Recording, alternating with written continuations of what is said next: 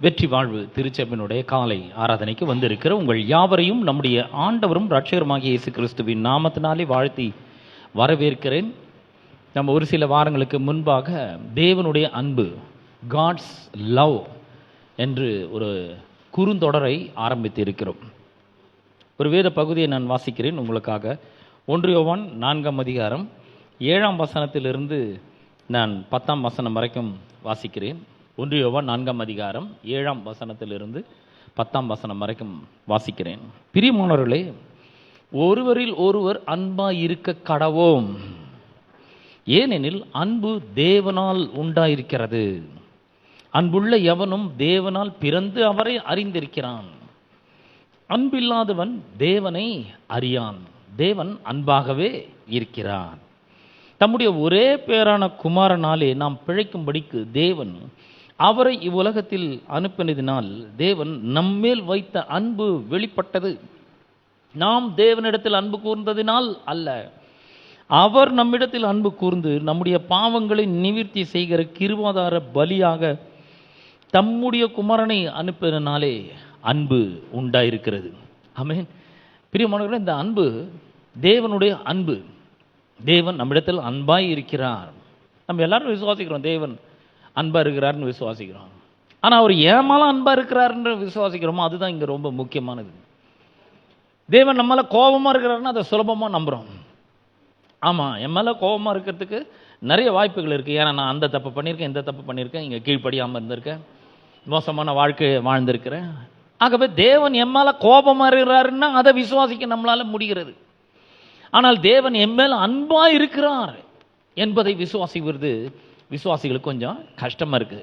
இன்றைக்கி நான் உங்களுக்கு சொல்கிறேன், தேவன் என் மேலே அன்பாக இருக்கிறார், தேவன் என்னை நேசிக்கிறார் என்கிற ஒரு எண்ணம் நம்முடைய இருதயத்தின் ஆழத்தில் ரொம்ப ஆழமாக பதிய வேண்டும் பாருங்கள். ஏன்னா இது எனக்கு ஒரு பெரிய தைரியத்தை கொடுக்கிறது. இது எனக்கு ஒரு பெரிய வாழ்க்கையில் ஒரு பெரிய கான்ஃபிடென்ஸை கொடுக்குது. தேவன் என் மேலே அன்பாக இருக்கிறார் என்பதை நான் விசுவாசிக்க ஆரம்பித்தேன்னா, அறிந்து கொள்ள ஆரம்பித்தேன்னா, விசுவாசிக்க ஆரம்பித்தேன்னா அது என்னுடைய வாழ்க்கையை வெற்றிக்கு நேராக வழி நடத்துகிறதாய் இருக்கிறது.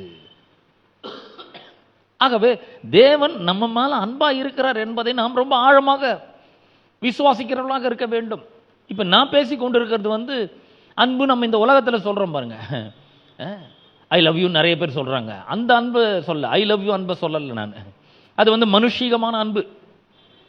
மனுஷீக அன்புக்கும் தெய்வீக அன்புக்கும் போன வாரம் உங்களுக்கு வித்தியாசத்தை காண்பிச்சேன். எப்படி இந்த அன்பை அன்றைக்கு மக்கள் வாழ்ந்த காலத்தில், இயேசு கிறிஸ்துவோட காலத்தில் அன்பை எப்படியெல்லாம் விவரித்தார்கள் அப்படின்றத நாம் போன வாரத்தில் நம்ம பார்த்தோம். மனுஷீக அன்பு எப்படிப்பட்டதாக இருக்கிறது, தெய்வீக அன்பு எப்படிப்பட்டதாக இருக்கிறது என்பதை போன வாரத்தில் நம்ம பார்த்தோம். ஆகவே இந்த வாசித்த வேத பகுதி சொல்லுகிறது, பிரியமானவர்களே, ஒருவரில் ஒருவர் அன்பாய் இருக்க கடவோம். அப்படின்னா நம்ம ஒருத்தர் தேவனுடைய அன்பினாலே நாம் நேசிக்கிறவர்களாக இருக்க வேண்டும். இது ஆப்ஷன் கிடையாது. நேசிச்சா நேசிக்கலாம், இல்லைன்னா வெறுக்கலாம். நேசிச்சா நேசிக்கலாம், இல்லைன்னா பகைக்கலாம். ஆப்ஷன் இல்லை, இது கட்டளை. கண்டிப்பாக ஒருத்தரில் ஒருத்தர் அன்பாக இருக்க தான் வேண்டும். அதுதான் ஒரு கிறிஸ்தவ வாழ்க்கை என்று வேதம் நமக்கு தெளிவாக இங்கே போதிக்கிறதை பார்க்கிறோம். ஏன் அப்படி ஒருவரில் ஒருவர் அன்பாக இருக்க வேண்டும்? ஏன்னா அன்பு தேவனால் உண்டாயிருக்கிறது. இந்த லவ்னுடைய ஆரிஜின் பார்த்தீங்கன்னா கடவுள், தேவனால தான் அந்த அன்பு உண்டாயிருக்கிறது. இப்போ நாம் எப்படி அன்பை புரிஞ்சுக்கிறோன்னா, நம்ம சில புஸ்தகங்களில் கதைகளை வாசிக்கிறோம், அப்புறம் சில எங்கேயோ ஒரு படங்களை நம்ம பார்க்குறோம், அப்புறம் நம்முடைய வாழ்க்கையில் யாராவது ஒருத்தர் பின்னாடியே வருவாங்க பாருங்க. நான் உன் மேலே உயிரே வச்சுட்டு இருக்கேன், நீ இல்லைன்னா நான் செத்து போயிடுவேன், நீ இல்லைன்னா எனக்கு வாழ்க்கையே கிடையாது, எனக்கு திருமணம்னு ஆனால் உன்னோட தான், நீ இல்லைன்னா நான் செத்துடுவேன்னு சொல்கிறாங்க பாருங்க. அது அன்பு கிடையாது. ஹலோ, நல்ல ஞாபகம் வச்சுக்கோங்க. அன்புனா என்னன்னு இங்கே தான் நம்ம கற்றுக்கொள்ள முடியும். What is love? God is love. தேவன் தான் அன்பா இருக்கிறார். ஏன்னா அன்பு தேவனால உண்டா இருக்கிறது. அன்பை நாம் புரிந்து கொள்ள வேண்டும் என்றால் தேவனை நாம் புரிந்து கொள்ள வேண்டும். ஆகவே தான் நீங்க வேதத்தில் சொல்லியிருக்கிறது, அன்புள்ள எவனும் தேவனால் பிறந்து அவரை அறிந்திருக்கிறான். அப்ப அன்பு என்கிட்ட இருந்துச்சுன்னா நான் தேவனால பிறந்திருக்கிறேன். ஐ ஆம் a born again Christian. I love Jesus. I accept Jesus as my Lord and Savior. நான் இயேசுவை என்னோட வாழ்க்கையின் ஆண்டவராக ரட்சகராக ஏற்றுக்கொண்டு இருக்கிறேன். தேவனுடைய அன்பு எனக்குள்ள ஊற்றப்பட்டிருக்குதுன்னு சொல்ற யாரா இருந்தாலும் சரி, அவர்கள் எப்படி இருக்க வேண்டும்? தேவனால் பிறந்து அவரை அறிந்திருக்க வேண்டும். இப்போ கடவுள் தம்முடைய அன்பை எப்படி டெமான்ஸ்ட்ரேட் பண்ணார்? கடவுள் தான் நம்ம மேல வச்சிருந்த தம்முடைய அன்பை எப்படி வெளிப்படுத்தினார் பாருங்க. இந்த அன்புல எந்த எதிர்பார்ப்பும் இல்லை. தெய்வீக அன்புல நான் சொல்றேன், எந்த எதிர்பார்ப்பும் இல்லை. அப்படியே ஏதாவது எதிர்பார்த்திருந்தாலும் நம்மகிட்ட என்ன இருந்தது கொடுக்கிறதுக்கு? நாம பாவிகளாக, சத்துருக்களாக, தேவனுக்கு சத்துருக்களாக, அப்படிப்பட்டவர்களாக இருந்தோம் என்று வேதம் சொல்லுகிறது. நம்ம பாவிகளா இருக்கையில், அக்கிரமக்காரரா இருக்கையில் கிறிஸ்து நமக்காக என்ன பண்ணாரா? இந்த உலகத்துல மனிதனாக பிறந்து அவர் வாழ்ந்து மரித்தார். அப்ப அன்புனா என்னன்றதை இங்க அவர் வெளிப்படுத்தி காண்பிக்கிறார். அடுத்த வசனம் சொல்லுகிறது 9ஆம் வசனத்துல, தம்முடைய ஒரே பேரான குமாரனாலே நாம் பிழைக்கும்படிக்கு தேவன் அவரை இவ்வுலகத்திலே அனுப்பினதினால் தேவன் நம்மேல் வைத்த அன்பு வெளிப்பட்டது. So God is demonstrating his love for us. தேவன் நம்ம மேல வச்சிருக்கிற தம்முடைய அன்பை வெளிப்படுத்துறார். எப்படி வெளிப்படுத்தினார்னா, நான் ஏற்கனவே சொன்னது போல லவ் கிவ்ஸ், அன்பு கொடுக்கிறதா இருக்கிறது. அன்பு எதையும் நம்ம கிட்ட இருந்து எடுக்கிறதா இருக்காது. நம்ம கிட்ட இருந்து ஏதாவது எடுத்தா, நம்ம கிட்ட இருந்து ஏதாவது பிடுங்கினா அது அன்பு கிடையாது. நம்ம ஏதாவது செய்யணும்னு வற்புறுத்தினா அது அன்பு கிடையாது. நான் அன்பா இருக்கிறேன், உன் மேல நான் அன்பா இருக்கிறேன்னு யாராவது ஒருத்தர் சொன்னா அவங்க உங்களுக்கு கொடுக்கிறவர்களாக இருக்க வேண்டும். என்னத்தை கொடுக்கணும்? அன்பை கொடுக்கணும், ரெஸ்பெக்ட் கொடுக்கணும், மதிக்கணும். உங்களை எதுக்கும் உங்களை வற்புறுத்தக்கூடாது, எதுக்கும் உங்களை நிர்பந்திக்க கூடாது. அதெல்லாம் அன்பு கிடையாது. இயேசு இதெல்லாம் எதுவுமே நம்மகிட்ட கேட்கல. நம்ம இன்னும் பிறக்கவே இல்லை. ஆனால் அவர் இந்த உலகத்தில் வந்தார். தம்முடைய ஒரே பேரான குமாரனாலே நாம் பிழைக்கும்படிக்கு தேவன் தம்முடைய குமாரனை உலகத்திலே அனுப்பினதினாலே அன்பு வெளிப்பட்டு. எவ்வளவு அற்புதமா சொல்லியிருக்கு பாருங்க. அன்பு கொடுக்கிறது. ஆகவேதான் யோவான் 3:16 நாம இப்படி வாசிக்கிறோம், தேவன் தம்முடைய ஒரே பேரான குமாரனை விசுவாசிக்கிறவன் எவனோ, அவன் யாரா இருந்தாலும் சரி, இந்த உலகத்தில் அவன் ஒரு மனிதனா பிறந்திருந்தா போதும், அவன் யாரா இருந்தாலும் சரி, எந்த மதம், எந்த ஜாதி, எந்த குலம், எந்த கோத்திரத்தை சேர்ந்தவர்களா இருந்தாலும் சரி, எந்த நாட்டை சேர்ந்தவர்களா இருந்தாலும் சரி, எந்த மொழி பேசுறவர்களா இருந்தாலும் சரி, இயேசுவை ஆண்டவராக ரட்சகராக ஏற்றுக்கொள்ளும் பொழுது அவர்களுக்கு கெட்டு போகவே முடியாது. பாருங்க, கெட்டு போகாமல் நித்திய ஜீவனை அடையும்படிக்கு அவரையே தந்தருளி இவ்வளவாய் உலகத்தில் அன்பு கூர்ந்தார். அவ்வளவு அன்பு கூர்றார். அவர் அன்பை வெளிப்படுத்துகிறார். எப்படி வெளிப்படுத்துகிறார்? தம்முடைய குமாரனாலே நாம பிழைக்கும்படிக்கு அவரை உலகத்தில் அனுப்பினதுனாலே தேவன் நம்மேல் வைத்த தம்முடைய அன்பை வெளிப்படுத்தினார். God has demonstrated his love. So ஒவ்வொரு மனிதனும் இந்த அன்பை புரிந்து கொள்கிறவர்களாக இருக்க வேண்டும், இந்த அன்பை அறிய வேண்டும், இந்த அன்பை விசுவாசிக்கிறவர்களாக இருக்க வேண்டும், இந்த அன்பை பிரதிபலிக்கிறவர்களாக இருக்க வேண்டும். கிறிஸ்தவ வாழ்க்கைன்னா அதுதான். கிறிஸ்தவ வாழ்க்கைன்னா கிறிஸ்தவ பேர் வச்சுட்டு, கிறிஸ்தவ குடும்பத்தில் பிறந்து கிறிஸ்தவ பேர் வச்சுட்டு வார வாரம் சர்ச்சைக்கு வர்றது கிடையாது கிறிஸ்தவ வாழ்க்கை. அதல்ல கிறிஸ்தவ வாழ்க்கை. கிறிஸ்தவ வாழ்க்கை என்றால் என்ன? தேவன் தம்முடைய அன்பை, இயேசு கிறிஸ்துவை இந்த உலகத்தில் மனிதனாக அனுப்பினதின் மூலமாக நம்ம மேல வச்சிருக்கிற அன்பை வெளிப்படுத்தி இருக்கிறார். இந்த அன்பை அறிந்து கொள்ள வேண்டும், இந்த அன்பினால பிறக்க வேண்டும், இந்த அன்பினால உள்ளத்தை நிறைக்க வேண்டும், இந்த அன்பை விசுவாசிக்க வேண்டும், இந்த அன்பை நாம பிரதிபலிக்கிறவர்களாக இருக்க வேண்டும். அதுதாங்க கிறிஸ்தவ வாழ்க்கை. அப்ப ஒரு பேர் நம்முடைய வாழ்க்கையை எந்த விதத்தில் மாற்ற முடியாது. இந்த அன்பு நம்முடைய வாழ்க்கையை முற்றிலுமாக மாற்றி இருக்கிறது. 11ஆம் வசனத்தை வாசிக்கிறேன், 4:11 வாசிக்கிறேன். பிரியமானவர்களே, தேவன் இவ்விதமாய் நம்மிடத்தில் அன்பு கூர்ந்திருக்க, பார்த்தீங்களா கடவுள் எப்படி அன்பு கூர்ந்திருக்கிறார்? இன்னைக்கு இதை தான் நம்ம பார்க்க போறோம். தேவன் நம்மிடத்தில் இவ்விதமாய் அன்பு கூர்ந்திருக்கு அப்படின்னு சொன்னா, எவ்விதமாய் அன்பு கூர்ந்திருக்கிறார்?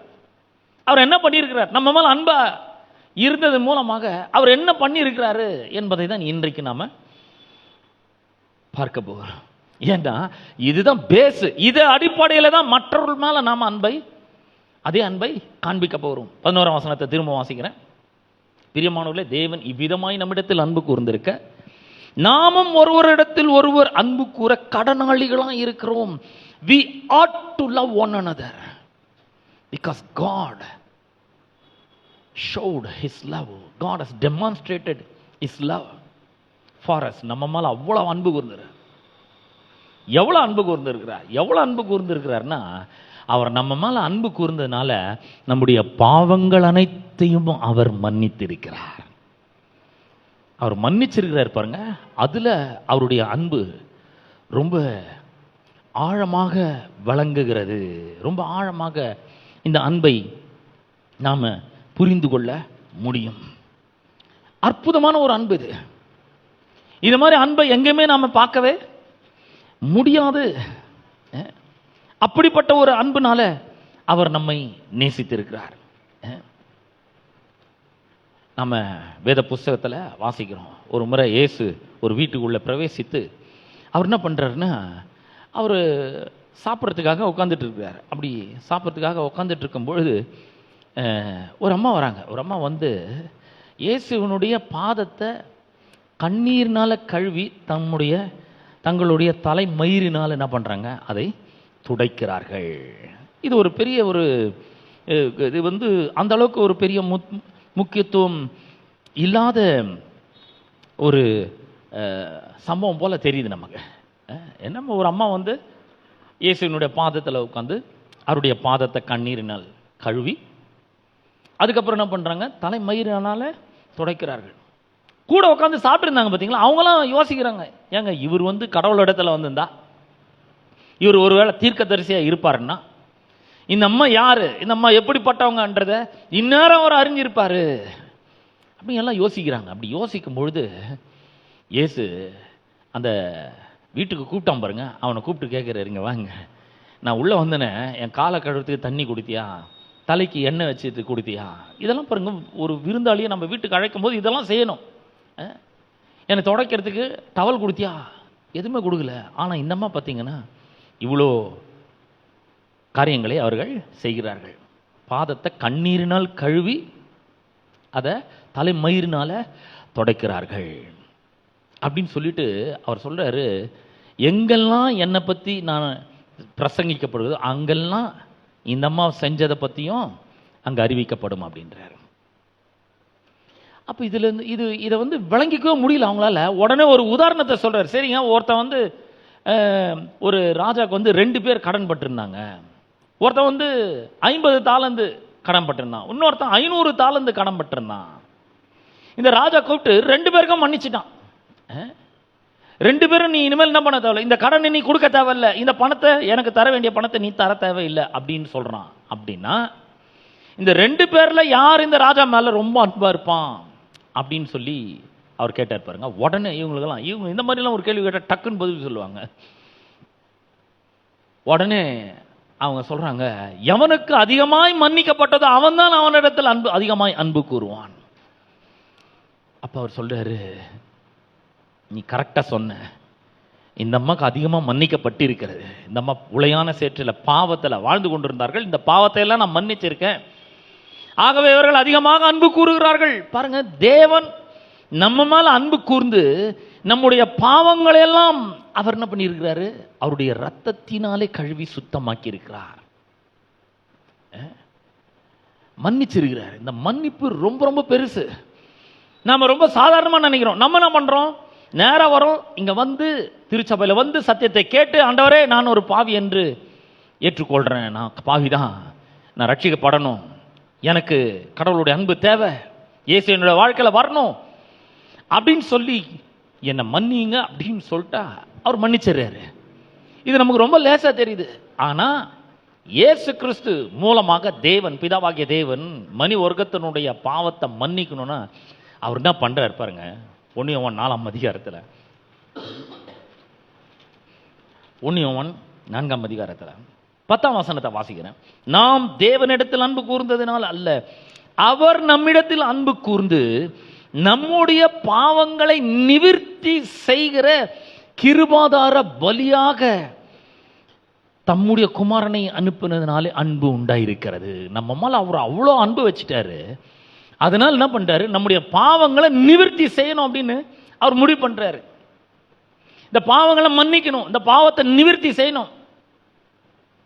அதுக்காக என்ன பண்றாருன்னா தம்முடைய குமாரனை இந்த உலகத்தில் எப்படி அனுப்புறாருன்னா கிருபாதார பலியாக அனுப்புகிறார். பலின்னா என்ன தெரியுங்களா? ஞாபகம் இருக்கா உங்களுக்கு?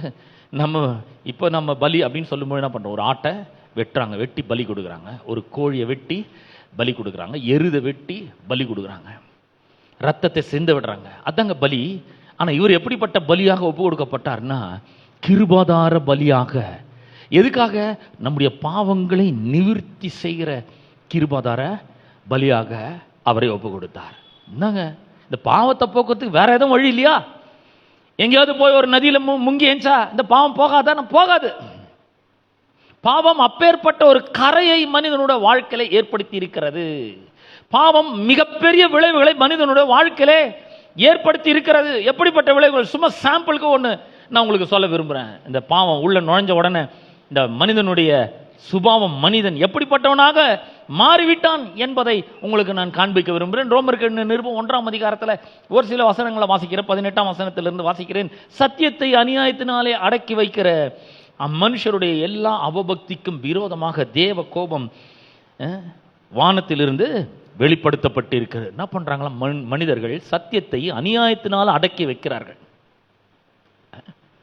அவங்க மேல தேவனோட கோபம் வெளிப்படுத்தப்பட்டு இருக்கிறது. அவர்களுக்கு விரோதமாக மனிதன் தேவனுக்கு விரோதி ஆயிட்டான், தேவனுக்கு சத்ருவாயிட்டான். ஏன்? பாவம் அவனுடைய வாழ்க்கையில நுழைந்தபடினாலே அவனால தேவனுடைய முகத்தை பார்க்க முடியல, தேவனோட ஐக்கியம் கொள்ள முடியல.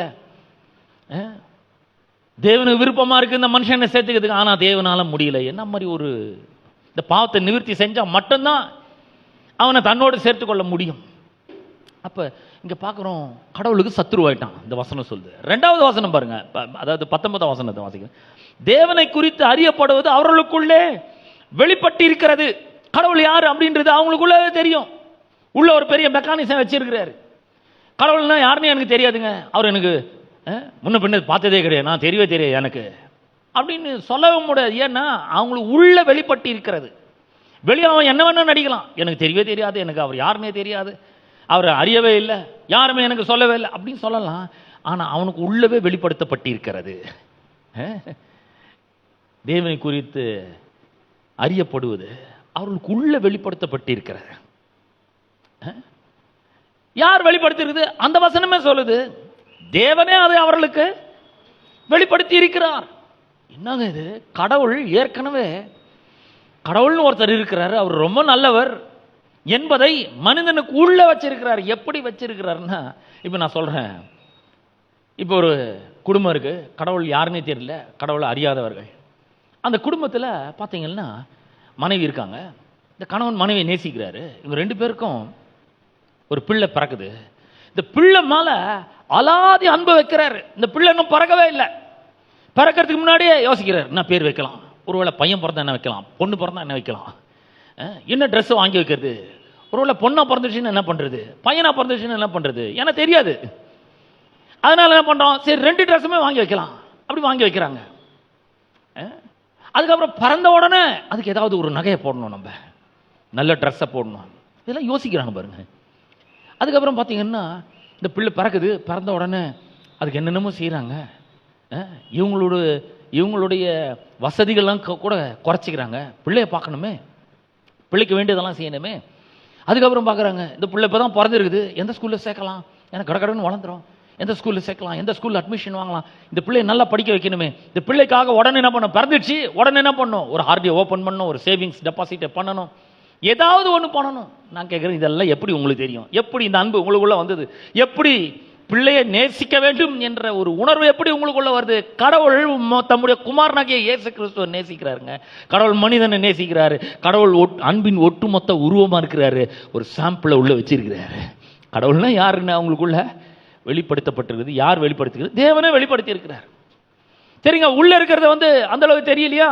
அடுத்து இன்னொன்று சொல்றாரு, எப்படி எனில், எப்படி வெளிப்படுத்துகிறார்? காணப்படாதவர்களாகிய 20ஆம் வசனம், ரோமர் 1:20ஆம் வசனம், காணப்படாதவர்களாகிய அவருடைய நித்திய வல்லமை, தேவத்துவம் என்பவைகள் உலகம் உண்டானது முதற்கொண்டு உண்டாக்கப்பட்டிருக்கிறவர்களாலே தெளிவாய் காணப்படும்.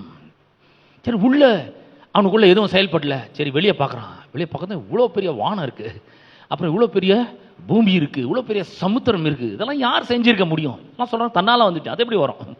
தன்னாலெல்லாம் வரல, கடவுள் உண்டாக்கி இருக்கிறார். இதெல்லாம் பார்க்கும்பொழுது தேவன் எவ்வளோ மகத்துவமானவர், எவ்வளோ வல்லவர். இதுக்கு மேலே கர்த்தர் ஒருத்தர் இருக்கிறாரு. கொஞ்ச நாளைக்கு முன்னாடி பீச்சுக்கு போயிருந்தோம் பாருங்க. அவ்வளோ பெரிய வாட்டர் பாடி, அவ்வளோ பெரிய சமுத்திரம், அவ்வளோ பெரிய ஒரு சமுத்திரம், நிறைய தண்ணி இருக்கு. இந்த கரையை தாண்டி வந்துச்சுன்னா போச்சு, அவ்வளோதான், மூழ்கிடும், பட்டணமே மூழ்கிடும், அந்த அளவுக்கு இருக்கு. ஆனால் அந்த கரையை தாண்டவே முடியல. அது சும்மா கொஞ்சம் ஹைட்டில் தான் இருக்குது. கடலில் அவ்வளோ தண்ணி இருக்குது, ஆனால் கொஞ்சம் கூட கரையை மீறி அதனால் வரவே முடியல. இதெல்லாம் யார் ஆர்டர் பண்ணியிருக்குது? யார் இதெல்லாம் செட் பண்ணி வச்சுக்கிறது?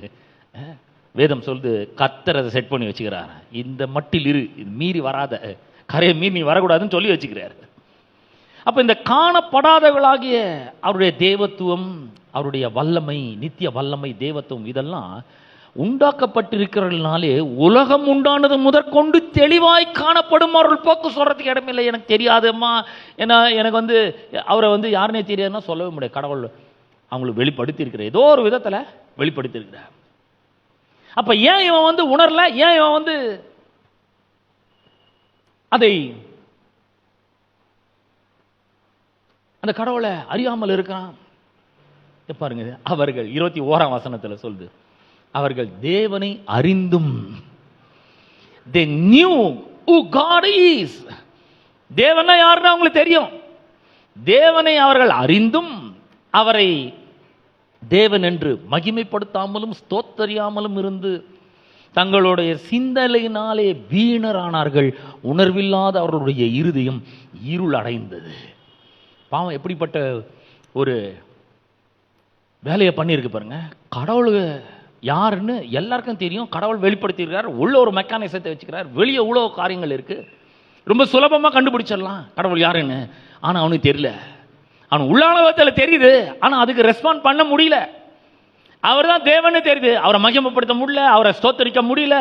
சிந்தனை வீணாயிடுச்சு, இருதயம் இருள் அடைஞ்சிடுச்சு, இருதயம் அண்டர்ஸ்டாண்டிங் போயிடுச்சு, இருதயத்தில் அண்டர்ஸ்டாண்டிங் இல்லை. இப்போ பாவம் அப்படிப்பட்ட ஒரு வேலையை செய்திருக்கிறது. உணர்வில்லாத இருதயம், அவர்களுடைய இருதயம் இருள் அடைந்து. 22ஆம் வசனம், அவர்கள் தங்களை ஞானிகள் என்று சொல்லியும் பைத்தியக்காரராகி.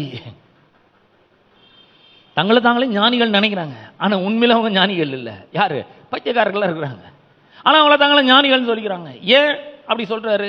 23ஆம் வசனம், அழிவில்லாத தேவனுடைய மகிமையை அழிவுள்ள மனுஷர்கள், பறவைகள், மிருகங்கள், ஊரும் பிராணிகள் ஆகிய இவைகளுடைய ரூபங்களுக்கு ஒப்பாக மாற்றினார்கள். பாவம் எப்பேற்பட்ட ஒரு வேலையை செஞ்சிருக்கு பார்த்தீங்களா? இதெல்லாம் மாறணும் அப்படின்னு சொன்னா, வெறும் எதிரோ போய் ஒரு தண்ணியில் முங்கி எந்திரிச்சா போதாது. செருப்பே போடாமல் எங்கேயோ நடந்து போனால் அது முடியாது. அநேக கிறிஸ்தவர்கள் கூட பார்த்தீங்கன்னா பாத யாத்திரையெல்லாம் போகிறாங்க. காலைல செருப்பு போட மாட்டேன், நான் கர்த்தருக்காக நான் அர்ப்பணிச்சிருக்கிறேன், நான் பூ வைக்க மாட்டேன், கறி சாப்பிட மாட்டேன், நான்வெஜ் சாப்பிட மாட்டேன், இப்படிலாம் இதெல்லாம் பண்ண பாவம் போவாதுங்க. பாவம் ரொம்ப பெரிய வேலையை செஞ்சிருக்கு மனுஷனுக்குள்ள. இருதயம் உணர்வில்லாமல் போயிருக்கிறது, சிந்தை வீணா இருக்கிறது. ஞானிகள் என்று சொல்றாங்க, ஆனா பைத்தியக்காரராக இருக்கிறாங்க. அழிவில்லாத தேவனுடைய மகிமையை அழிவுள்ள மனுஷர்கள், பறவைகள், மிருகங்கள், ஊரும் பிராணிக்கு ஒப்பான ரூபமாக மாற்றுகிறார்கள். கடவுள் யாருன்னே தெரியல, அவர் எல்லாத்தையும் வெளிப்படுத்தி இருக்கிறார், இவங்களால விளங்கிக் கொள்ள முடியவில்லை. மனுஷனால கடவுளை தொடர்பு கொள்ள முடியல. பாவம் இப்பேற்பட்ட வேலையை மனுஷனுக்குள்ள ரொம்ப ஆழமான விதத்தில் சொல்லி இருக்குது, செய்திருக்கிறாரு. மீதி இருக்கிற வசனங்களை நீங்க வாசித்து பாருங்க, 32ஆம் வசனம் வரைக்கும் நீங்க வாசித்து பார்க்கணும். ஆனா இந்த மூன்று காரியங்களை மட்டும் சுருக்கமாக நான் சொல்ல விரும்புகிறேன். 24ஆம் வசனத்தினுடைய கடைசி பகுதியில் சொல்கிறது, தேவன் அவர்களை அசுத்தத்திற்கு ஒப்பு கொடுத்தார். 26ஆம் வசனம், தேவன் அவர்களை இழிவான இச்சை ரோகங்களுக்கு ஒப்பு கொடுத்தார். 28ஆம் வசனம், தேவன் அவர்களை கேடான சிந்தைக்கு ஒப்பு கொடுத்தார். சிந்தை கெட்டு போச்சு, இச்சை ரோகங்கள்லாம் வந்துடுச்சு, கண்ணு பார்க்கறதெல்லாம் வேணுன்ற மாதிரி ஆயிடுச்சு. இப்போ இவனுக்கு ஒரு ரூல்ஸ் இல்லை, ரெகுலேஷன் இல்லை, ஒழுங்கு இல்லை, ஒன்றுமே இல்லை, எனக்கு வேணும் அவ்வளோதான். அந்த இச்சை ஒரு பெரிய வியாதி மாதிரி வந்துடுச்சு இவனுக்கு. கண்ணு பார்க்கறதெல்லாம் அவனுக்கு வேணுன்ற மாதிரி ஆயிடுச்சு. அசுத்தமானதில் ரொம்ப பிரியமாக இருக்கிறான். அசுத்தத்துக்கு கடவுள் ஒப்பு கொடுக்குறார். இது இதை எப்படி சரி பண்ணுறது? கடவுள் நம்மளை மன்னிக்க வேண்டும் என்று விரும்பினா சும்மா சாதாரணமாக மன்னிக்க முடியாது. பரலோகத்திலிருந்து நம்மளை பூமியில் எட்டி பார்த்து, ரிச்சர்ட் நான் உன்னை மன்னிச்சிட்டேன், Richard I forgive you, I have forgiven யூன்னு சொன்னா முடியாது. அப்ப என்ன பண்ணணும்? மன்னிப்பு எப்படி உண்டாகுதுன்னு வேதம் சொல்லுகிறது. எபிரேயருக்கு நிருபம் 9ஆம் அதிகாரம், எபிரேயருக்கு நிருபம் 9ஆம் அதிகாரம் 22ஆம் வசனத்தை நான் உங்களுக்காக வாசிக்க போகிறேன். நியாய பிரமாணத்தின்படி கொஞ்சம் குறைய எல்லாம் இரத்தத்தினாலே சுத்திகரிக்கப்படும். ரத்தம் சிந்துதல் இல்லாமல் மன்னிப்பு உண்டாகாது. பாத்தீங்களா? மன்னிக்கணும்னு சொன்னா ஒரு ரத்தம் சிந்தப்பட வேண்டும். ஏன் ரத்தம்? நாங்க மன்னிக்கணும்னு இப்படி செஞ்சோம். ஆமாங்க, ஏன்னா பாவம் அவ்வளவு பெரிய விளைவுகளை உள்ள ஏற்படுத்தி இருக்கு. கடவுள் முன்னாடியே வந்து நின்னாலும் அவர் யாரும் அறிந்து கொள்ள முடியவில்லை. அவர் தான் கடவுள். உள்ள ஒரு மெக்கானிசம், வெளியே இவ்வளவு பெரிய காரியங்கள் வச்சிருக்கிறாரு. உலகம் உண்டானது முதல் கொண்டு இருக்குது அதெல்லாம். ஆனா எவனுக்குமே அதெல்லாம் தெரிய மாட்டேங்குது.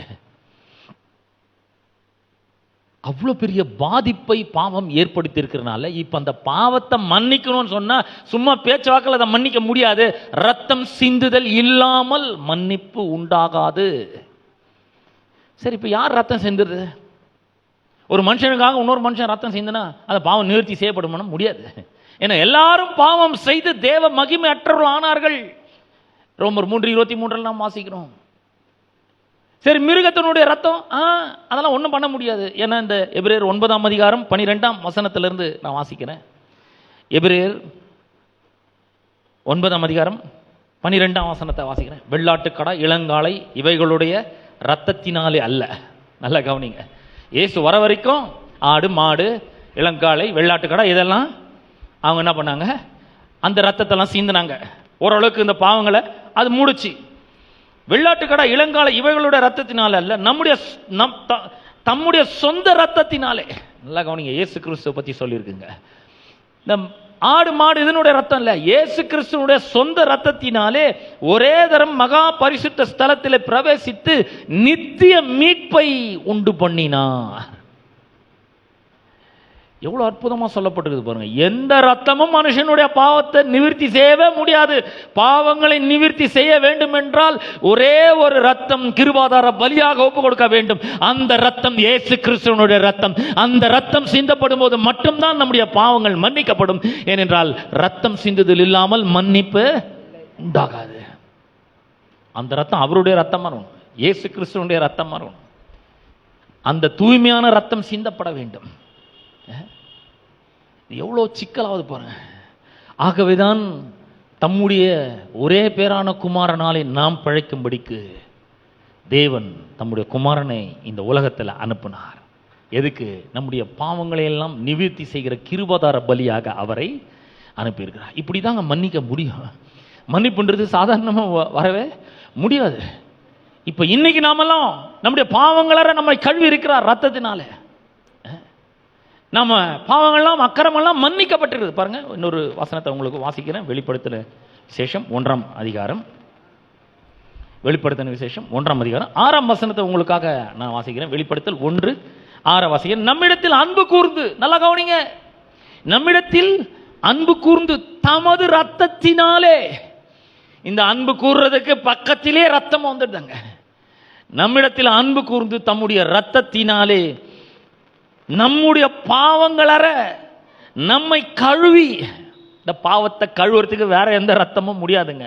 அவருடைய ரத்தத்தினால நம்முடைய பாவங்களற நம்மை கழுவி தம்முடைய பிதாவாகிய தேவனுக்கு முன்பாக நம்மை ராஜாக்களும் ஆசாரியர்களும் ஆக்கின அவருக்கு மகிமையும் வல்லமையும் என்றென்றைக்கும் உண்டாயிருப்பதாக. ஆமே.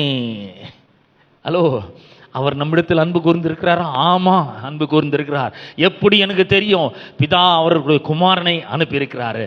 அதனால என்ன நடந்துக்குது? நான் பழிச்சிக்கினேன், நான் சாகணும், பாவத்தின் சம்பளம் மரணம், நான் தான் செத்திருக்கணும். ஆனா இப்ப நான் பழைச்சிட்டு இருக்கிறேன். ஏன்னா எனக்கு வர வேண்டிய மரணத்தை பிதாவானவர் தம்முடைய குமாரனுக்கு கொடுத்திருக்கிறார். அவர் கிருபாதார பலியாக இங்க அனுப்பி இருக்கிறாரு. பாவங்களை நிவர்த்தி செஞ்சிருக்கிறாரு.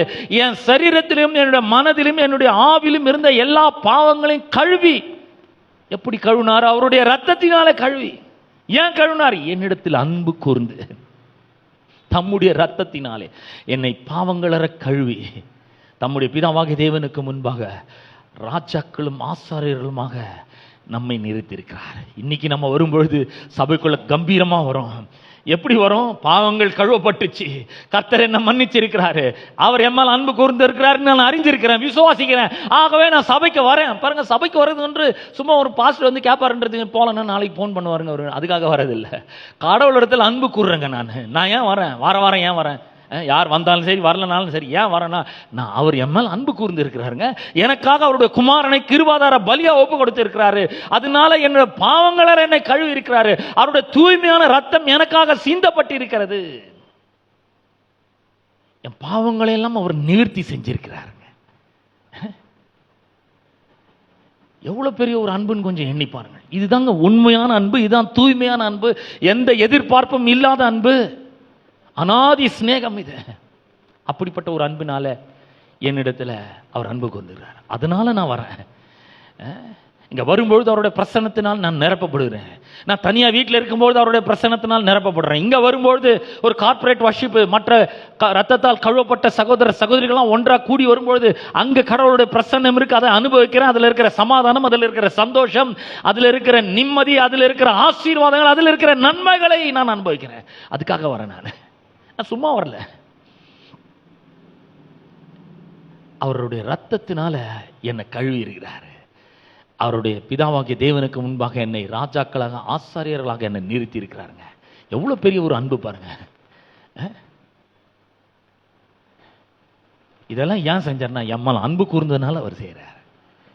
இன்னொரு இடத்துல இதை உங்களுக்கு வாசிக்க விரும்புகிறேன். எபிரேயருக்கு நிருபம் 10ஆம் அதிகாரம்.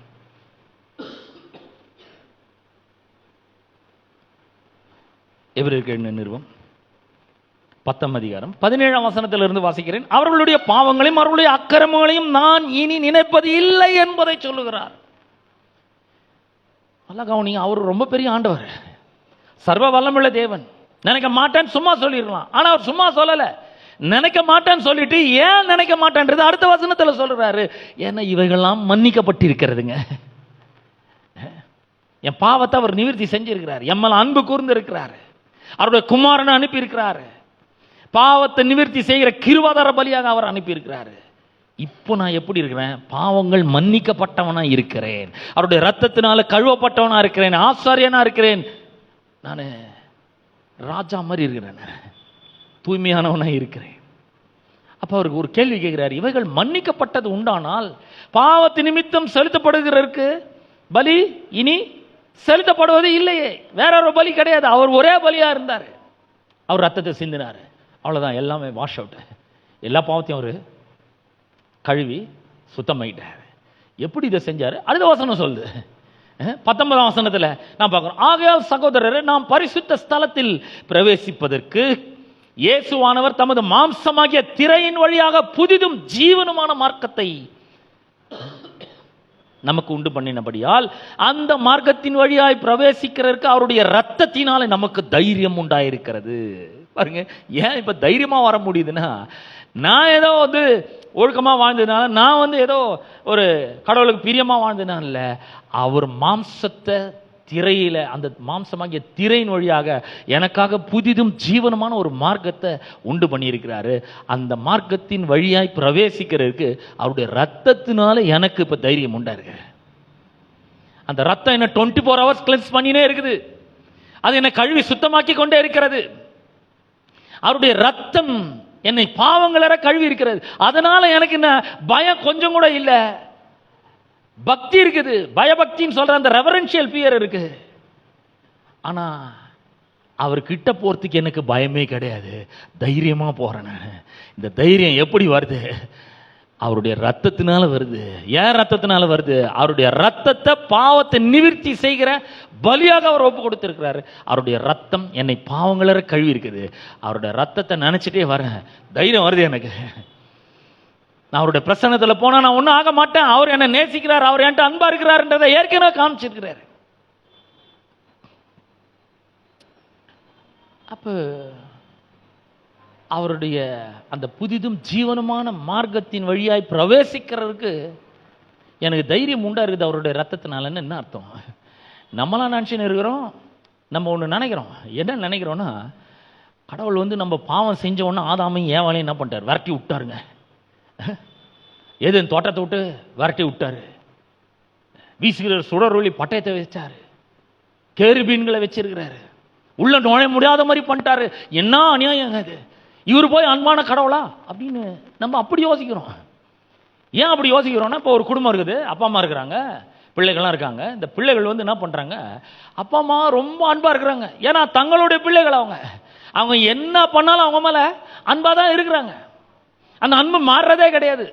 இந்த தாய் தகப்பனுக்கு பிள்ளைகள் மேலே இருக்கிற அன்பு மாறவே மாறாது. பல சூழ்நிலைகள் வருது, பல புயல் அடிக்கிற மாதிரி சில சம்பவங்கள் எல்லாம் பண்ணுறாங்க. ஆனாலும் அவங்க மேலே ஒரு பெரிய அன்பு அந்த தாய் தகப்பனுக்கு வருது. ஏன்னா இவங்கள் பெற்றெடுத்திருக்கிறாங்க, இவங்களால பிறந்திருக்கிறாங்க. அதனால அந்த அன்பு அவங்க மேல வருது. சில குடும்பங்களை பார்த்தீங்கன்னா அந்த பிள்ளைகள் மோசமான காரியங்களை செய்கிறாங்க, தாய் தகப்பனுக்கு விரோதமாகவும் செய்கிறாங்க, உடன் பிறந்தவர்களுக்கு விரோதமாகவும் செய்தாலும் கூட இந்த தாயும் தகப்பன் என்ன பண்ணுறாங்க? அந்த பிள்ளைகள் மேலே அன்பு வைக்கிறாங்க. ஒருவேளை தகப்பன் கடுமையான கோபத்தில் இருந்தாலும் தாய் அந்த பிள்ளைகள் மேலே அன்பு வைக்கிறாங்க. அவங்க மோசமானவங்களும் தெரியுது, இருந்தாலும் இவங்களால அன்பு செலுத்தத்தை கட்டுப்படுத்திக்கவே முடியல. சிலருக்கு ரொம்ப கோபம் வந்துடுது. கோபம் வந்த உடனே அவங்க என்ன பண்ணுறாங்க? வீட்டை விட்டு வெளியே அனுப்பிச்சிடுறாங்க. இனிமேல் எந்த வீட்டில் உனக்கு இடம் கிடையாது, போ, வெளியே போ அப்படின்னுறாங்க. அந்த மாதிரி நினச்சிக்கிறாங்க ஆண்டவரை. என்னங்க, ஒரு சின்ன தப்பு பண்ண அவ்வளோதானா? சாப்பிடக்கூடாதுன்னு சொன்ன பழத்தை சாப்பிட்டான், இதுக்காக தேதன் தோட்டத்தை விட்டு விரட்டி விட்டுருவாங்களா? வீசுகிற சுடரொளி பட்டயத்தை வைப்பாங்களா? இல்லைங்க, அப்படி கிடையாது. இந்த தகப்பனுக்கும் இந்த தாய்க்கும் எப்பவுமே இந்த பிள்ளைகளோட நினைப்பு தான். எப்படின்னு சொல்கிறேன். லூக்கா 15ஆம் அதிகாரத்தில் நாம் ஒரு சம்பவத்தை நம்ம வாசிக்கிறோம். ஒரு தகப்பனுக்கு 2 பிள்ளைங்க இருக்காங்க. இளையவனை வந்து என்ன பண்ணுறான்? தகப்பனே, என்னுடைய சொத்தில் என்னுடைய பாகத்தை பிரித்து கொடுங்க. உங்களுக்கு ஒன்றும் தெரில, பிஸ்னஸ் பண்ணவும் தெரில, எப்படி வாடுறதுன்னு தெரில, பணம் இருக்குது, என்ஜாய் பண்ண மாட்டேங்கிறீங்க, ஒரு ஹோட்டலுக்கு போக மாட்டேங்கிறீங்க, ஒரு நல்ல சாப்பாடு வாங்கி கொடுக்க மாட்டேங்கிறீங்க, ஒன்றும் தெரிலப்பா உங்களுக்கு. முதல்ல என் பங்கை பிரித்து கொடுங்க, நான் போய் பிஸ்னஸ் பண்ணணும், நான் யாருன்னு காமிக்கணும், என் திறமையை வெளிப்படுத்தணும் சொல்கிறான் பாருங்க. இந்த தகப்பன் அவன் மேலே ரொம்ப அன்பாக இருக்கிறாரு. ஆனாலும் என்ன பண்ணுறாரு?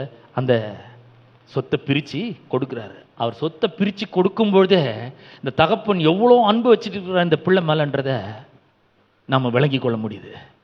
நிறைய பிள்ளைகளுக்கு தகப்பன் தாயினுடைய அன்பு வழங்கவே மாட்டேங்குது பாருங்க. அவங்கள ரொம்ப விரோதிகள் மாதிரி பார்க்குறாங்க.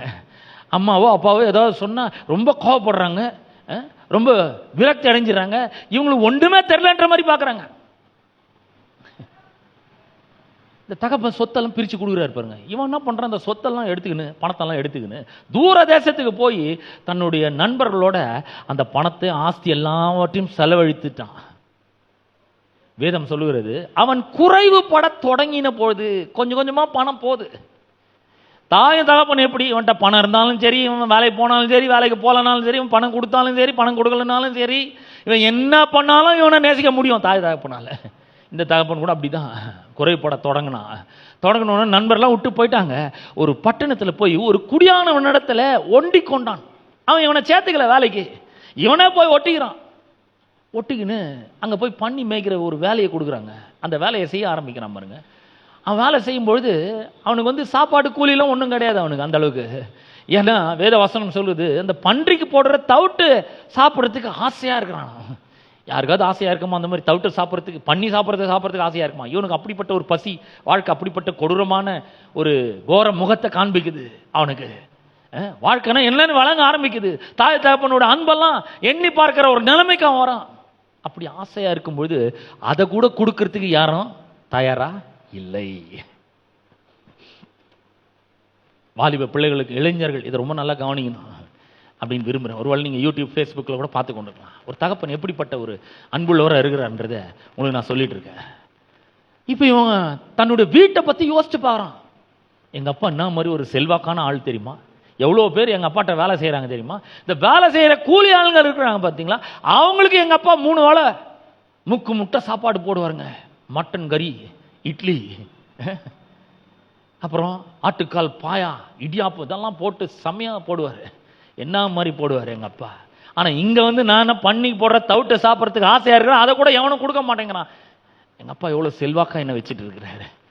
இதனால் நான் என்ன பண்ண போகிறேன், நான் எழுந்து என் தகப்பன் இடத்துக்கு போக போகிறேன். தகப்பனே, பரத்துக்கு விரோதமாக உமக்கு விரோதமாக நான் பாவம் செஞ்சிட்டேன், ஆனால் அதனால் உம்முடைய குமாரன் என்று சொல்கிறதுக்கு கூட நான் வந்து தகுதி இல்லை, எனக்கு உம்முடைய வேலைக்காரரை ஒரு ஆளை என்னை வச்சுக்கோங்க அப்படின்னு சொல்கிறதுக்கு தான் போகிறேன் பாருங்க. சிலர் இதெல்லாம் வாசிச்சுட்டு நினைக்கிறாங்க, எங்க இந்த அப்பன் தேடி போவானாமா, இந்த அப்பன் எவ்வளோ இன்ஃப்ளூயன்ஷியல் பர்சன், எவ்வளோ செல்வாக்கான பர்சன் அப்படின்னு நினைக்கிறாங்க. ஆமாங்க, அவர் ரொம்ப செல்வாக்குள்ள மனுஷன். ஏன்னா இவ்வளோ சொத்து இருக்குதுன்னா எவ்வளோ செல்வாக்குள்ளவராக இருந்திருப்பார் பாருங்க. பாதி பிரித்து கொடுத்த பிறகு கூட இவர் ரொம்ப செல்வாக்கா இருக்கிறாரு. ஏகப்பட்ட பேர் வேலை செஞ்சுன்னு இருக்காங்க. இவருக்கு அவன் மேலே ஆசை இருக்கு, இவருக்கு அவன் மேலே ஒரு பெரிய அன்பு இருக்கு. ஆனால் உள்ளம் குழம்புது. ஐயோ, என் பிள்ளை சொத்துல பங்கு வாங்கி பிரித்து வாங்கி போயிட்டான், ஆனால் அவன் மேலே நான் கோபம் இல்லை, இது யார் போய் சொல்றது? அவன் மேலே நான் அன்பா இருக்கிறேன், இது யார் போய் சொல்றது? என்ன கஷ்டப்படுறானோ, என்ன துயரப்படுறானோ. அவர் அந்த அன்பை அடக்கி வைக்கிறார். ஏன்னா இப்போ அவனே பிரிஞ்சு போயிருக்கிறான், அவரால் ஒன்றும் பண்ண முடியல. ஆனால் ஒரு நம்பிக்கை இருக்குது அவருக்கு. மொட்டை மாடியில் ஏறி வரானான்னு பார்த்துட்டே இருக்கிறாரு. அப்படி பார்த்துட்டே இருக்கும்பொழுது தூரத்தில் உருக்குலைஞ்சு போனவனா, அடையாளமே தெரியாதவனா, சேத்துல புரண்டவனா, அழுக்கு துணியோட பரட்ட தலையோட ஒருத்தன் நடந்து வர்றதை பார்க்குறாரு. பார்த்த உடனே அவருக்கு நல்லா தெரியுது, என் பையன் தான் வரான். என்ன பண்ணுறாரு, வரட்டும், வந்து என் காலில் விழுந்து மன்னிப்பு கேட்கட்டும், அப்புறம் ஏற்றுக்கிறேன். அப்படி சொல்லலைங்க, இங்கேயே அவனை மன்னிக்கிறாரு. ஏற்கனவே உள்ளத்தில் மன்னிச்சுட்டு இவர் ஓடுறாருங்க. என்ன மாதிரி ஒரு அன்பை பாருங்க கொஞ்சம். அவர் ஓடி போய் அவனுடைய கழுத்தை கட்டி கொண்டு அவனை முத்தமிட்டு அவனை வீட்டுக்கு கொண்டு வந்து வேலைக்காரர்களெல்லாம் கூப்பிட்டு, என் மகன் காணாமற் போனான், ஆனால் திரும்பி வந்துட்டாங்க, மரித்தான், உயிரோட வந்துட்டான். இவனை கொண்டு போய் குளிப்பாட்டுங்க, நல்ல ட்ரெஸ் எடுத்து போடுங்க, இவனுக்கு உயர்ந்த வஸ்திரத்தை தரியுங்கள், கையில மோதிரத்தை போடுங்க, காலுக்கு பாதரட்சைகளை செருப்ப ஷூஸ் போடுங்க, மறுபடியும் அவனை ஒரு என்னுடைய பிள்ளையா மாத்துங்க அப்படின்றாரு. இந்த தகப்பன் எவ்வளவு வேதனை அடைஞ்சிருப்பாரு.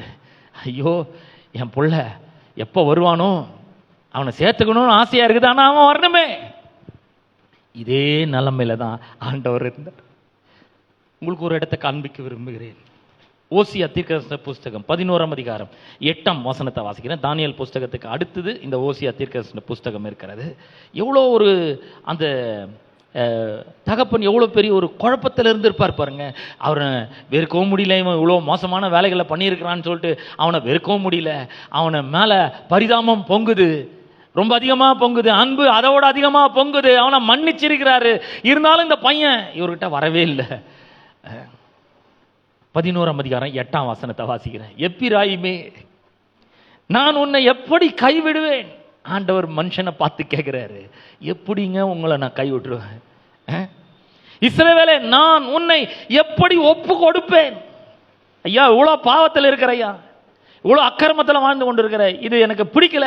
ஏன்னா இந்த பாவம் உன்னுடைய சிந்தையை கெடுக்கும், உணர்வில்லாத இருதயத்தை கொடுக்கும், பைத்தியமாக்க, உன்ன இச்சை ரோகங்கள் உனக்கு வரும். ஓடி வந்திருப்பா, வேண்டாம்.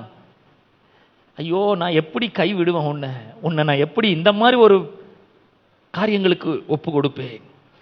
நான் உன்னை எப்படி ஆத்மாவை போலாக்குவேன், எப்படி செபாயிமை போல வைப்பேன்? என் இருதயம் எனக்குள்ளே குழம்புகிறது, என் பரிதாபங்கள் ஏகமாய் பொங்குகிறது. கடவுளுடைய நிலைமை பார்த்தீங்களா? நாம தொலைஞ்சிட்டோங்க, அவரை விட்டு பாதையை மறந்துட்டோம். இந்த பாவத்தோட அந்த மனிதனை அவர் சேர்த்து கொள்ளவே முடியாது. அவர் பரிசுத்தமான தேவரா இருக்கிறார், மனுஷன் பாவி ஆயிட்டான், சிந்தை கெட்டு போயிடுச்சு, இருதயம் உணர்வில்லாத ஆயிடுச்சு. கடவுளை தெரியுது, ஆனா மகிமைப்படுத்த முடியல, தெரியுது ஸ்தோத்தரிக்க முடியல, வேற மாதிரி போயிட்டான்.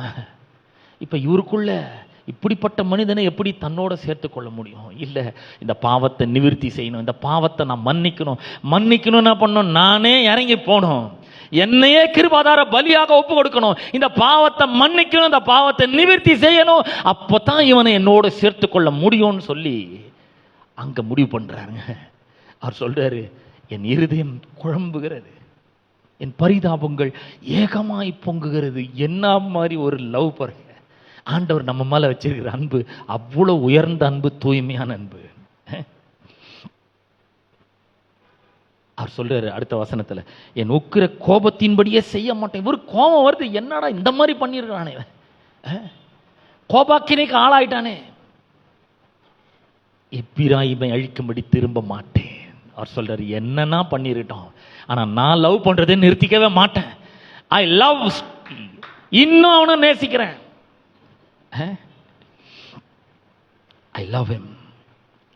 ஏனென்றால் நான் மனுஷன் அல்ல, தேவனாய் இருக்கிறேன். நான் உன் நடுவில் உள்ள பரிசுத்தர். ஆகையால் பட்டணத்துக்கு விரோதமாக வர மாட்டேன்றார். என்ன மாதிரி ஒரு அன்பு பாருங்க. அப்போ நான் சொல்றேன், நம்ம பாவத்தில் அடிபட்டவர்களாக, இருதயம் உணர்வற்றவர்களாக, சிந்தை கெட்டு போனவர்களாக, அசுத்தத்துக்கு ஒப்பு கொடுக்கப்பட்டவர்களாக, கேடான சிந்தைக்கு ஒப்பு கொடுக்கப்பட்டவர்களாக, இச்சை ரோகங்களுக்கு ஒப்பு கொடுக்கப்பட்டவர்களாக நாம நடந்து வரோம். அப்படி வரும்பொழுது அவர் என்ன பண்றார், கரெக்டா கல்வாரி சிலுவையில் மன்னிக்கிறார்.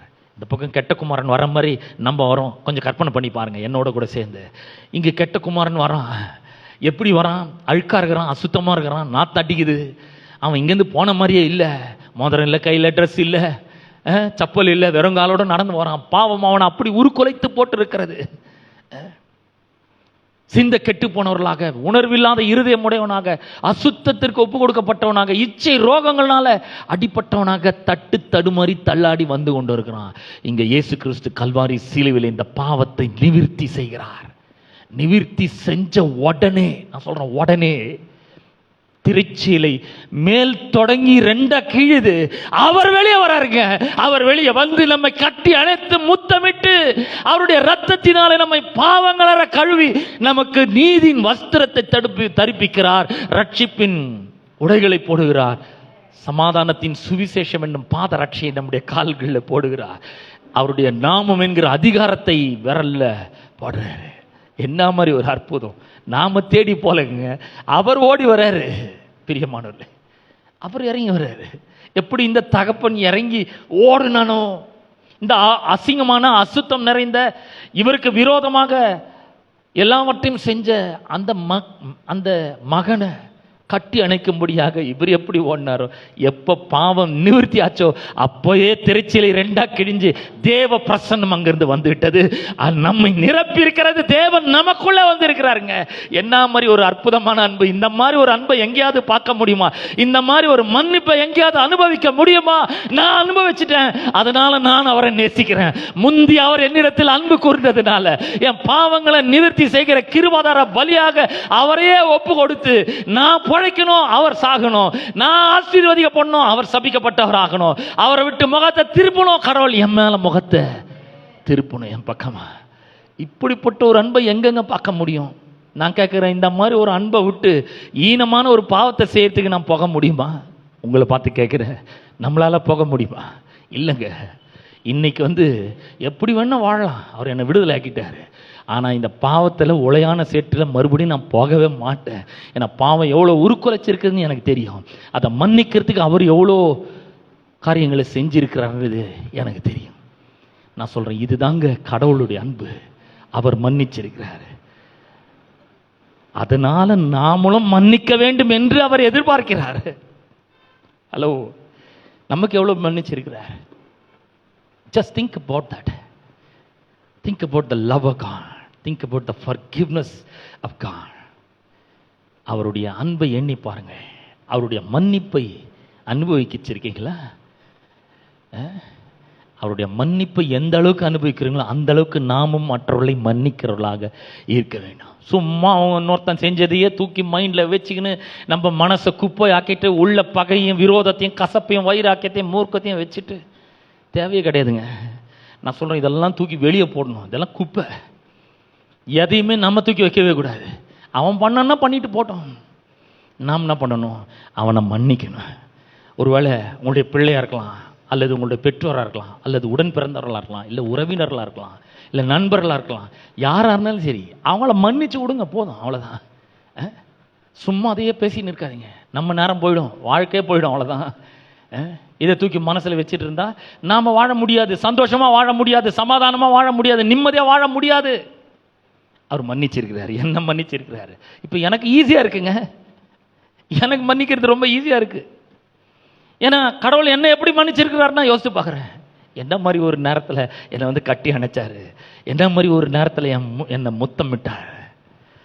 இதுக்கு தகுதியே கிடையாது, ஆனால் என்னை வந்து அவர் அப்படிலாம் செஞ்சார். எனக்கு ட்ரெஸ்ஸை போட்ட ரட்சிப்பின் வஸ்திரம், சுவிசேஷம் என்னும் பாத ரட்சை, அவருடைய நாமத்தை உபயோகப்படுத்துகிற அதிகாரம் என்கிற மோதிரம். இப்போ நான் அவருடைய விரல்ல முத்திர மோதிரமாக இருக்கிறேன் நான். ஆமென். அவ்வளோ மன்னிச்சிருக்கும் பொழுது, அவ்வளோ அன்பு கூர்ந்து இருக்கும் பொழுது நான் எப்படி இன்னொருத்தரை மன்னிக்காமல் வாழ முடியும்? ஒருவேளை நீங்கள் நினைக்கலாம், இல்லைங்க மன்னிச்சிடுறேங்க, மன்னிச்சாலும் அவன் திரும்ப திரும்ப அதை அட்வான்டேஜாக எடுத்துன்னு அவன் என்ன பண்ணுறான், என்னை குட்ட குனிய என்ன பண்ணுறான், அவன் குட்டுறான், மறுபடியும் என்னை அப்யூஸ் பண்ணுறான், மறுபடியும் என்னை வந்து மன நோக அடிக்கிறான், ஹர்ட் பண்ணுறான். அப்படின்னா மன்னிச்சிருங்க, ஆனால் கொஞ்சம் விலகிருங்க. மன்னிச்சாச்சு, அவ்வளோதான். ஏன்னா திரும்ப திரும்ப நாம் போய் ஹர்ட் ஆகணும்னு அவசியமே கிடையாது. மன்னிச்சிருங்க, நம்ம வேலையை நம்ம பார்ப்போம், ஆண்டவருக்கும் நமக்கும் இருக்கிற உறவை புதுப்பிப்போம், மற்றவர்களிடத்தில் அன்பு கூறுவோம், தேவனுடைய அன்பை ஒரு இடத்தில் ஒருவர் நம்ம காண்பிப்போம். இதுக்கு தாங்க நீங்களும் நானும் கடனாளிகளாக இருக்கிறோம். நான் சொல்கிறேன், அந்த அன்பு உங்கள் இருதயத்திலே இருக்க வேண்டும், இந்த அன்பை அறிய வேண்டும், இந்த அன்பை விசுவாசிக்க வேண்டும், இந்த அன்பை ரிஃப்ளெக்ட் பண்ணணும், இந்த அன்பை பிரதிபலிக்க வேண்டும். எங்கேருந்து ஆரம்பிக்கிறது? குடும்பத்திலேருந்து ஆரம்பிக்கலாம், தாராளமாக ஆரம்பிக்கலாம். அதுதான் மிகச்சிறந்த இடம். குடும்பன்றது ஒரு சின்ன யூனிட்டு, குடும்பத்தில் ஆரம்பிக்கணும். அப்புறம் சபையில் அன்பு கூறணும். சபை மக்கள்ன்றது இன்னும் கொஞ்சம் பெரிய ஃபேமிலி. எனக்கு பார்த்தீங்கன்னா ஒரு மனைவி 2 பிள்ளைகள் இருக்காங்க. ஆனால் இங்கே பார்த்தீங்கன்னா எனக்கு நிறைய தாய்கள் இருக்காங்க, நிறைய தகப்பன்மார்கள் இருக்காங்க, நிறைய சகோதரர்கள் இருக்காங்க, நிறைய பிள்ளைகள் இருக்காங்க, சிறு பிள்ளைகள் இருக்காங்க, வாலிப பிள்ளை இருக்காங்க. இது என் குடும்பம். இந்த குடும்பத்தில் நான் அன்பு செலுத்துகிறேன். கடவுளுடைய அன்பை இந்த குடும்பத்தில் நான் பிரதிபலிக்கிறேன். உங்கள் மேலே நான் ரொம்ப அன்பாக இருக்கிறேன் அப்படின்னு அர்த்தம். இயற்கைக்கு அப்பாற்பட்டவத்தில் நான் உங்களை மன்னிக்கிறேன். ஏன்னா எங்கே அன்பு அதிகமாக இருக்கோ அங்கே மன்னிப்பு ரொம்ப அதிகமாக இருக்கும். இந்த அன்பை நம்ம ரிஃப்ளெக்ட் பண்ணும்படியே பிரதிபலிக்கும்படியாக தான் உங்களை என்னையும் கடவுளை அழைச்சிருக்கிறார். இதுக்காக தான் உங்களை என்னையும் அவர் அன்பு கூர்ந்திருக்கிறார், உங்களை என்னையும் அவர் மன்னிச்சிருக்கிறார். இன்னைக்கு இந்த இடத்துலையே மற்றவங்க மேலே ஒருவேளை உங்களுக்கு கஷ்டமோ பிரச்சனைகளும், மற்றவங்க மேலே உங்களுக்கு தீராத கோபமும் பகையும் இருக்குன்னா இன்னைக்கு இந்த க்ஷணப்பொழுதில் இங்கே விட்டுருவோம். அதெல்லாம் மனப்பூர்வமாக மன்னிக்கிற ஆண்டவரன்னு கையை உயர்த்தி சொல்லுவோம். ஏன்னா நீர் என்னை மன்னித்திருக்கிறீர், நான் மனப்பூர்வமாக மன்னிக்கிறேன். எவனுக்கும் விரோதமாக எவளுக்கும் விரோதமாக என் இருதயத்தில் எந்த கசப்பும் எந்த வைராக்கியமும் எந்த கோபமும் நான் வைக்கலாண்டாரே. நான் இதெல்லாம் ரிலீஸ் பண்ணுறேன். Let your love fils me so much. உங்களுடைய தெய்வீக அன்பு பரிசுத்த ஆவியானவர் மூலமாக எனக்குள்ளே வரட்டும், ஊற்றப்படட்டும். இந்த அன்பை ஒவ்வொரு நாளும் என்னோடய வாழ்க்கையில் நான் சந்திக்கிற ஒவ்வொரு இடத்திலும் நான் ரிஃப்ளெக்ட் பண்ண எனக்கு உதவி செய்யுங்கன்னு நம்ம கேட்போம். பரிசுத்த ஆவியானவர் உதவி செய்வார், நிச்சயமாக உதவி செய்வார். உங்களுக்கு வாழ்க்கை மாறும் பாருங்க. நீங்கள் அன்பு செலுத்தினீங்கன்னாவே அநேக காரியங்களை நீங்கள் கவர்ந்து இழுக்க ஆரம்பித்து விடுவீர்கள். Love attracts everything, every blessings of God. நான் ஒன்றும் பண்ணுறதில்ல, நான் அன்பு செலுத்துகிறேன், எல்லாரிடத்திலும் அன்பு செலுத்துகிறேன். ஆனால் எல்லா ஆசீர்வாதமும் என்னை நோக்கி வருது. நான் எது பின்னாடியும் போகிறது கிடையாது. ஆசீர்வாதம் நன்மைலாம் என்னை நோக்கி வருது பாருங்கள். நான் சொல்கிறேன், இதே மாதிரி நீங்கள் அன்பு செலுத்தினீங்கன்னா எல்லா ஆசீர்வாதங்களும் நன்மைகளும் உங்களை தேடி நாடி ஓடி வரும். ஆமென். கர்த்தர் உங்களை ஆசீர்வதிப்பார். மன்னிங்கள். நாம் யாரும் எழுந்து நிற்போம், எல்லாரும் எழுந்து நிற்போம். நான் உங்களை இந்த தெய்வீக அன்பினாலே நிரப்பும்படியாக, தேவன் உங்களை நிரப்பும்படியாக, பரிசுத்த ஆவியான நிரப்பும்படியாக உங்களுக்காக நான் ஜெபிக்க போகிறேன். நீங்கள் யார் மேலேயாவது உங்களுக்கு கோபம் பகை விரோதம் இருந்துச்சுன்னா இங்கேயே அதெல்லாம் சரிப்படுத்துறீங்க. ஆண்டவர் பிரசன்னத்தில் விட்டுருங்க. ஆண்டவர் உம்முடைய பிரசன்னத்தினால, உம்முடைய அன்புனால, தெய்வீக அன்புனால என் இருதயம் நிரம்பட்டும். நான் மன்னிக்கிறவனா இருக்கணும். யாரையும் பகைக்கவோ விரோதிக்கவோ கசப்பு வைக்கவோ விரோதமாக கசப்பு வைக்கவோ கூடாது. என் வாழ்க்கை மாறணும் ஆண்டவர். நான் மாறணும். முதல்ல நம்ம நினைக்கிறோம் அவன் மாறட்டும். இந்த அப்பா நினச்சிருந்து என்ன ஆயிருக்குது, அவன் தானே சொத்தை பிரிச்சுன்னு போயிடறான், அவன் திருந்தி வரட்டும், மனம் திரும்பட்டும். நிறைய அப்பாக்கு அந்த மாதிரி இருக்காங்க. வெளியே போனாதான் உனக்கு தெரியும், போ கஷ்டப்படு, சொத்துக்கு லாட்ரி அடி, அப்போ என் ஞாபகம் வரும்னு. இவர் அதெல்லாம் ஒன்றுமே சொல்ல, இவர் இறங்கி ஓடுறாரு. அந்த மாதிரி தான் ஆண்டவர் திரைச்சீலைக்கு பின்னடிந்து எப்படா இந்த திரைச்சீலை கிழியும், எப்ப இயேசுவோட மாம்சம் ஆமாகிய திரை கிழியும், அவருடைய ரத்தம் எப்ப சிந்தப்படும், வெளியே ஓடி வந்து இந்த பிள்ளைகளை கட்டி அணைக்கலாம், தன்னோடு சேர்த்து கொள்ளலாம் என்று அவர் விரும்புகிறார். அப்படிதான் வந்திருக்கிறார். நாம் அவரை தேடி போல அவர் நம்மளை தேடி வந்திருக்கிறார். அவருடைய அன்பை நமக்கு காண்பித்திருக்கிறார். பலியாக மரித்திருக்கிறார். அவருடைய ரத்தத்தினாலே கழுவி இருக்கிறார். நம்மளை மன்னித்திருக்கிறார். பாவங்களற நம்மளை கழுவி இருக்கிறார். பிதாவாகிய தேவனுக்கு முன்பாக ராஜாக்களாக ஆசாரியர்களாக மாற்றி இருக்கிறார். அவர் இவ்வளவு பண்ணியிருக்கும் பொழுது நாம் ஒரு சின்ன விஷயத்தை கூட மன்னிக்கலைன்னா எப்படி? கண்டிப்பா மன்னிக்கிறவர்களாக இருக்க வேண்டும். எத்தனை பேர் சொல்லுங்க, இன்னிலேருந்து நான் மன்னிக்கிறவனா இருப்பேன், தேவனுடைய அன்பை வெளிப்படுத்துகிறவனாக இருப்பேன். வார்த்தைகளும் செய்களும் வெளிப்படுத்தணும். சும்மா கை தூக்கக்கூடாது, கையை தூக்கணும், கண்டிப்பாக வாழணும். அந்த மாதிரி ஆமென். மன்னிக்கிறவர்களாக இருக்கணும். தேவ அன்பை வார்த்தையின் மூலமாகவும் செயலின் மூலமாகவும் வெளிப்படுத்துகிறவர்களாக இருக்கணும். எல்லாரும் கண்களை மூடி கர்த்தரை நோக்கி பார்ப்போம். எங்கள் அன்பின் பிதாவே, உம்முடைய குமாரனாகிய இயேசு கிறிஸ்துவின் நாமத்திலே உம்மண்டை நாங்கள் வருகிறோம். இந்த அற்புதமான மன மகிழ்ச்சியின் நாளுக்காக உமக்கு ஸ்தோத்திரம்.